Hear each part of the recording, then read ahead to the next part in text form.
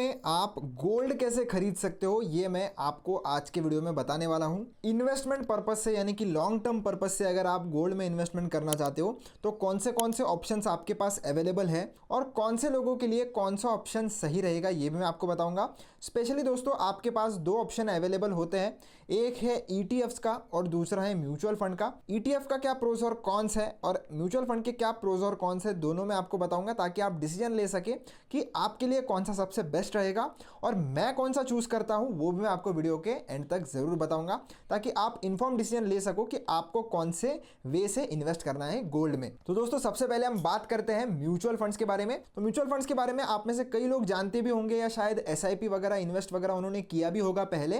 तो जैसे आप इक्विटी के म्यूचुअल फंड्स में इन्वेस्ट करते हो, ठीक उसी तरीके से आपके पास गोल्ड के भी जो म्यूचुअल फंड्स है वो अवेलेबल होते हैं। अब उनमें इन्वेस्ट कैसे करना है वो मैं आपको बता देता हूं। तो ग्रो का आपको नीचे एक म्यूचुअल फंड्स का सेंटर में एक सेक्शन देखने के लिए मिल जाता है, उस पर आपको आना है। उस पर आने के बाद आप थोड़ा अगर नीचे आओगे तो इधर आपको ऑल म्यूचुअल फंड्स नाम का एक सेक्शन मिलेगा, उसमें आपको एक फिल्टर का बटन इधर मिल जाता है, उसके ऊपर आपको आना है। उसके ऊपर आने के बाद इधर आपको कमोडिटीज़ पर आना है, इसके ऊपर क्लिक करना है और इसके ऊपर क्लिक करके आपको सिल्वर को हटा देना है ताकि सिर्फ और सिर्फ गोल्ड आपको दिखे, और ये व्यू वाले बटन पर क्लिक कर देना है। यहाँ पर जैसे ही आप क्लिक करोगे आपके सामने जितने भी गोल्ड के म्यूचुअल फंड्स अवेलेबल होंगे वो सारे आ जाते हैं। अब अगर आप ध्यान से गौर से एक चीज़ देखोगे तो आपको ये नोटिस होगा चीज़ कि सबके सामने ETF लिखा हुआ है। तो इसका मतलब क्या है? तो दोस्तों ETF यानी कि होता है एक्सचेंज ट्रेडेड फंड्स। तो ये जो म्यूचुअल फंड्स होते हैं वो आपका पैसा लेकर डायरेक्टली ये ETF बाय कर लेते हैं। तो अल्टीमेटली आपका पैसा म्यूचुअल फंड भी जाकर एक ETF में ही लगा रहा है। अब आपको म्यूचुअल फंड के द्वारा ETF में पैसा लगाना है या डायरेक्टली खुद जाकर ETF खरीदना है, ये अब आपका चॉइस है। क्योंकि जब आप म्यूचुअल फंड खरीदते हो गोल्ड का किसी भी, तो आपको गोल्ड MF यानी कि गोल्ड म्यूचुअल फंड का भी एक्सपेंस रेशो देना पड़ता है, यानी कि इसकी भी फीस देनी पड़ती है, और जो ETF का एक्सपेंस रेशो होता है वो भी आपको देना पड़ता है, यानी कि 2 बार आपको एक्सपेंस रेशो देना पड़ेगा। पर ये किसी को पता ही नहीं होता कि उनका 2 बार इधर एक्सपेंस रेशो जा रहा है। तो मेरे तरफ से आपको यही सलाह रहेगी कि आप म्यूचुअल फंड में जाना तो अवॉइड ही करिए। हाँ, अगर आपको बहुत ही ज़्यादा कन्फ्यूजन होता है कि मैं कब ETF जाकर बाय करूँ या मुझे ETF थोड़ा कॉम्प्लिकेटेड लगता है, तो उस केस में फिर म्यूचुअल फंड आप खरीद सकते हो, पर आपको फिर थोड़ा ज़्यादा चार्ज उसमें देना पड़ेगा। जैसे अगर मैं HDFC गोल्ड ETF फंड की बात करूं, तो इसमें आप जैसे SIP शुरू करते हो नॉर्मल म्यूचुअल फंड में, ठीक उसी तरीके से SIP शुरू कर सकते हो, आपको कोई भी दिक्कत इसमें नहीं आएगी। पर अगर आप इसका पोर्टफोलियो देखोगे, मैं होल्डिंग्स में अगर जाऊं तो ये पूरा पैसा आपका HDFC गोल्ड ETF में ही लगा रहा है। तो उससे अच्छा आप जाकर सीधा ये HDFC गोल्ड ETF ही खरीद लो, आपके चार्जेस भी बच जाएंगे और ये सीधा सीधा आपका चार्जेस जो है वो बहुत सारा सेव कर लेगा। अब कैसे, पर ये ETF कैसे बाय करने हैं तो चलिए वो मैं आपको बता देता हूँ। तो बहुत ही सिंपल है दोस्तों, आपको इसको मैं क्लोज कर लेता हूँ। क्लोज करने के बाद आपको आना है स्टॉक्स वाले सेक्शन में। स्टॉक्स वाले सेक्शन में आपको नीचे स्क्रॉल करना है, आपको सेंटर में ETF दिख जाएगा इधर प्रोडक्ट एंड टूल्स में, उसके ऊपर क्लिक करिए। सेम आपको फ़िल्टर लगा लेना है, इसके ऊपर जाकर कमोडिटीज़ में आकर आपको गोल्ड को सेलेक्ट कर लेना है और सिल्वर अगर होगा तो उसको अनसेलेक्ट करके अप्लाई पर क्लिक कर दीजिए, ताकि सिर्फ और सिर्फ गोल्ड के ETFs आपको देखने के लिए मिले। तो यहाँ पर आपके सामने बहुत सारे गोल्ड के ETFs हैं। हाँ, अब गोल्ड का ETF कौन सा चूज़ करना है ये टोटली आपके ऊपर है। इसमें आपको कुछ 13 रुपये के आसपास भी देखने के लिए मिलेंगे, कुछ 22 रुपये के आसपास है, कुछ 120 रुपये के आसपास है, कुछ 136 रुपये के आसपास है।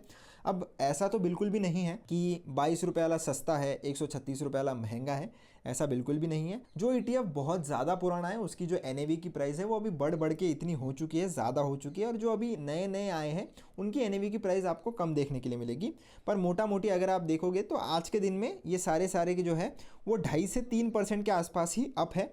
तो इनका जो मूवमेंट होता है या इनका जो प्राइस होता है वो डायरेक्टली रिलेटेड होता है गोल्ड के प्राइस से। तो अगर आप किसी भी ETF में इन्वेस्ट करोगे तो मोस्टली आप जितना गोल्ड रिटर्न देगा उसके थोड़ा ऊपर नीचे ये गोल्ड का ETF आपको रिटर्न दे देता है।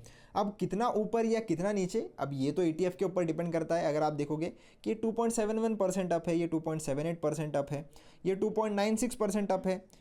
अगर आप थोड़ा और ढूंढोगे तो शायद कोई 3% के ऊपर भी होगा। अब ये वाला ETF अगर आप देखोगे तो सिर्फ और सिर्फ 1.5% ही अप है। तो ये वाला जो प्राइस है वो ऊपर नीचे होता रहता है। ये वाला ETF 3% अप है तो ये अच्छा है, ऐसा बिल्कुल भी नहीं है। ये टोटली डिपेंड करता है NAV के प्राइस के ऊपर और ये चेंज होते रहता है। कभी ये ETF ज़्यादा ऊपर होगा, कभी दूसरा ETF ज़्यादा ऊपर होगा, कभी ये ज़्यादा गिरेगा तो कभी ये ज़्यादा गिरेगा। तो आपको जब भी ETF आप चूज़ करो, 2-3 फैक्टर्स का ध्यान रखना है। वो कौन से 2-3 फैक्टर्स हैं मैं आपको बता देता हूँ। एग्जाम्पल के लिए ये जो अभी SBI का गोल्ड ETF है, ये वाला अगर हम कंसिडर करें, ये कोई भी बाय सेल रिकमेंडेशन नहीं है, मैं आपको एग्जांपल दे रहा हूँ। आपको देखना है कि इसमें वॉल्यूम कितना है, तो वॉल्यूम ठीक ठाक होना चाहिए, ऐसे डेड वॉल्यूम्स नहीं होने चाहिए। अगर आप इसके बायर्स और सेलर्स भी देखोगे तो 7.5 लाख बायर्स है और सेलर्स भी आपको ठीक ठाक देखने के लिए मिलेंगे। तो जो भी ETF आप बाय करो उसमें बायर्स और सेलर्स होने चाहिए। ऐसा नहीं है कि 5,000, 6,000, 10,000 इतने बायर्स और सेलर्स हैं। तो ज़्यादा अगर आपके इसमें वॉल्यूम होगा तो आपको लिक्विडिटी इश्यूज बिल्कुल भी नहीं आएंगे। एक्सपेंस रेशियो जितना कम हो उतना अच्छा है, तो 0.70 इसका है। और ट्रैकिंग एरर भी जितना कम हो उतना अच्छा है। ट्रैकिंग एरर आपको ये बताता है कि अगर गोल्ड ने 16% रिटर्न दिए है एक साल में, तो आपका जो ETF है वो कितना क्लोज रिटर्न दे सकता है 16% के। शायद वो 15.8 देगा, शायद वो 15.7 देगा, पर टोटल 16% देगा, इसका बहुत ही रेयर पॉसिबिलिटी है। तो ये जो ट्रैकिंग एरर होता है वो भी जितना कम होगा उतना अच्छा है। एसेट्स अंडर मैनेजमेंट अगर आप देखोगे तो 17,400 करोड़ के आसपास है, मतलब बहुत ज़्यादा पैसा लोगों का इस ETF में लगा हुआ है। तो लोग ट्रस्ट करते हैं इस ETF को और इसमें लिक्विडिटी भी अच्छी खासी आपको देखने के लिए मिल जाएगी। अगर कोई ऐसा ETF है जिसमें सिर्फ 100, 200 या 500 करोड़ है, तो ऐसे ETF में आप इन्वेस्ट करना अवॉइड करिए। जिसमें 1,500, 2,000 करोड़ मिनिमम है, उसी ETF में आप जाइए, तो आपको फिर से लिक्विडिटी इशूज़ का कोई भी दिक्कत देखने के लिए नहीं मिलेगा। आपको ETF में SIP करनी है तो आप ETF में SIP भी कर सकते हो। आपको इधर SIP का बटन मिल जाता है, इसके ऊपर क्लिक करिए, क्वांटिटी पर क्लिक करिए। अमाउंट या क्वांटिटी दोनों तरीके से आप कर सकते हो, पर मैं आपको सलाह दूंगा कि अमाउंट के हिसाब से मत जाइए, क्वांटिटी के हिसाब से जाइए। जितने आपको खरीदने हैं, 2 क्वांटिटी आपको खरीदनी है, मंथली खरीदनी है तो मंथली पर आप सेट करिए इसको, या हर हफ्ते खरीदनी है तो वीकली पर सेट करके कौन से दिन पर खरीदनी है वो भी आप लगा सकते हो। मंथली काफ़ी लोग करते हैं तो मंथली पर जाकर अपनी डेट सेलेक्ट कर लीजिए जो भी आपको चाहिए। अपडेट पर क्लिक करिए और ये हर महीने के 19 को 2 क्वांटिटी जो है वो खरीद लेगा। बस ध्यान रखना कि ये जो इतना पैसा है आपके ग्रो के ट्रेडिंग बैलेंस में होना चाहिए, तो उतना आप ऐड कर देना, वरना ये जो ट्रांजैक्शन है वो फेल हो जाएगा। तो जितना ये मार्जिन बता रहा है उससे थोड़ा ज़्यादा, अब ये 270 रुपये बता रहा है तो आप 300 रुपये जो है वो ऐड करके रख लेना, या सेपर साइड 500 रुपये ऐड करके रख लेना। तो अगर प्राइस में कुछ ऊपर नीचे होता भी है तो आपका ट्रांजैक्शन सक्सेसफुली प्लेस हो जाए और ये ऑटोमेटिकली हर महीने 19 तारीख को 2-2 जो ETF है वो खरीदते चलेगा। जैसे आप म्यूचुअल फंड में SIP लगाते हो, ठीक उसी तरीके से आप ETF में भी लगा सकते हो। ETF जो है वो डायरेक्टली आपके स्टॉक एक्सचेंज पर ट्रेड होते हैं। जैसे आप स्टॉक को खरीदते हो और बेचते हो, ठीक उसी तरीके से ETF को भी आप खरीदो और बेच सकते हो जब भी मार्केट शुरू होता है तब। हाँ, जैसे म्यूचुअल फंड को आप रात में 12 बजे भी बेचने की ऑर्डर लगा सकते हो, वैसे आप ETF की नहीं लगा सकते। ETF में जब मार्केट ओपन होता है तभी आप इसमें खरीद और बेच कर सकते हो। म्यूचुअल फंड की तरह आप इसमें कभी भी बाय ऑर्डर या सेल ऑर्डर प्लेस नहीं कर सकते। ये मार्केट पर ट्रेड होता है तो मार्केट आवर्स में ही आपको इसे बाय करना है और एग्जिट करना है। इसमें भी म्यूचुअल फंड के जैसे एक एक्सपेंस रेशो होता है जो आपसे अलग से नहीं लिया जाता है। जो भी इसकी NAV की प्राइस आपको दिख रही है इसी में ये फैक्टर इन किया हुआ होता है, इसी में ये डिडक्ट किया जाता है।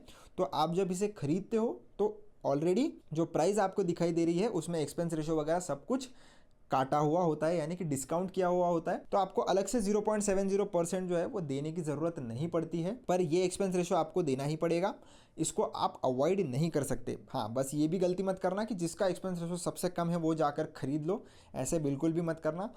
ये भी देखना कि लिक्विडिटी आपको अच्छी खासी मिल रही है या नहीं, ट्रैकिंग एरर उसका कम है या नहीं, एसेट्स अंडर मैनेजमेंट कितने हैं, वो सब जब आपको ठीक लगे उसके बाद ही किसी भी ETF में आप पैसा जो है वो लगा सकते हो। बहुत ही सिंपल प्रोसेस है इसको खरीदने का। वन टाइम अगर आपको खरीदना है, इकट्ठा अगर आपको खरीदना है तो आप ये बाय वाला बटन है इसके ऊपर क्लिक कर सकते हो। डिलीवरी पर आप चले जाइए। डिलीवरी पर आने के बाद आपको इधर क्वांटिटी अपनी लगानी है, कौन से कितनी क्वांटिटी में आप बाय करना चाहते हो। जैसे 2 करना चाहते हो तो मैंने इधर 2 लगा दिए हैं। NSE पर खरीदना है NSE पर खरीद सकते हो, BSE पर खरीदना है BSE पर खरीद सकते हो। यहाँ से आप NSE BSE टॉगल कर सकते हो और प्राइस भी आप मार्केट या लिमिट लगा सकते हो। अगर आप बड़ी क्वांटिटी में बाय कर रहे हो, 100, 200, 500 ऐसी क्वांटिटी बाय कर रहे हो तो हमेशा लिमिट ऑर्डर लगाना, और लिमिट ऑर्डर जो है वो आप फिर मार्केट प्राइस के आसपास लगा सकते हो। क्योंकि जब भी आप बड़ी क्वांटिटी लगाने जाते हो और कुछ भी अगर ETFs में मोस्टली फ्लक्चुएशंस आते रहते हैं, तो कुछ भी फ्लक्चुएशन आता है तो आपका ऑर्डर जो है वो थोड़ा ऊपर ट्रिगर हो सकता है जिसमें आपको लॉस हो सकता है। तो हमेशा बड़े क्वांटिटी अगर आप लगा रहे हो तो लिमिट ऑर्डर यूज़ करिए। अगर आप छोटी क्वांटिटी 5, 10, 15, 20 ऐसे खरीदना चाहते हो तो उस केस में आप मार्केट ऑर्डर यूज़ कर सकते हो, ज़्यादा फर्क नहीं पड़ेगा। इसमें चार्जेस कितने लगते हैं, तो चार्जेस जैसे स्टॉक्स में लगते हैं वैसे ही लगते हैं। रिक्वायर्ड में आप जाइए, पूरा आपको जो चार्जेस का ब्रेकडाउन है वो देखने के लिए मिल जाएगा, जिसमें आपको ब्रोकरेज वगैरह कितना लगेगा ये सब देखने के लिए मिल जाता है। बस ध्यान रखना, ये जब आप खरीद रहे हो तब के चार्जेस है। जब आप बेचोगे सेम मेथड से आपको रिक्वायर्ड पर क्लिक करके एक बार चार्जेस चेक करने। तो जब आप खरीद रहे हो और जब आप बेच रहे हो दोनों टाइम पर आपसे चार्जेस लिए जाते हैं। तो ध्यान रखना कि जब भी आप बेचो तो एक एक दो दो ETF मत बेचना, क्योंकि DP चार्जेस भी आपको देने पड़ेंगे। तो अलग अलग दिन आप एक एक दो दो ETF बेचोगे तो हर एक दिन को आपको DP चार्जेस देना पड़ेगा। इसीलिए जब आप एग्जिट करोगे तो वो भी प्लान करना। अगर आपके पास 500 क्वांटिटी है तो 200 एक दिन बेचना, 100 एक दिन बेचना, 200 एक दिन बेचना, ऐसे आप कर सकते हो। ऐसे 20-20 करके अगर आप रोज़ बेचोगे तो आपके चार्जेस ही ज़्यादा लगेंगे। तो बाय पर जैसे ही आप क्लिक कर दोगे आपके पोर्टफोलियो में ऐड हो जाता है। अगर मैं डन पर क्लिक करके होल्डिंग्स में आऊँ तो यहाँ पर ये ऐड हो चुका है। तो आप देख सकते हो ये ETF जो है वो ऐड हो चुका है, और आप इसे जितने दिन तक चाहो उतने दिन तक होल्ड कर सकते हो, 3 साल, 5 साल, 10 साल। और अगर आपको 2 दिन बाद भी बेचना है तो 2 दिन बाद भी आप इसे बेच सकते हो। इस पर कुछ ऐसा लिमिटेशन नहीं है कि 5 ही दिन आप होल्ड कर सकते हो, 5 साल ही आप होल्ड कर सकते हो, या 10 साल ही आप होल्ड कर सकते हो। जितने दिनों तक चाहिए आप होल्ड करिए, और जब मर्जी आप तब इसे एग्जिट कर सकते हो। बस मार्केट आवर्स में आपको करना पड़ेगा, यानी कि मार्केट जब शुरू होगा तभी आप इसे बेच सकते हो और तभी आप इसे खरीद सकते हो। तो होप दोस्तों अभी आपको समझ में आ गया होगा कि ग्रो में हम गोल्ड कैसे खरीद सकते हैं। वीडियो अच्छा लगा हो तो चैनल को सब्सक्राइब जरूर करना, वीडियो को लाइक जरूर करना। कोई भी डाउट या दिक्कत है तो आप कमेंट सेक्शन में मुझसे पूछ सकते हो। मिलता हूँ नेक्स्ट वीडियो में। धन्यवाद।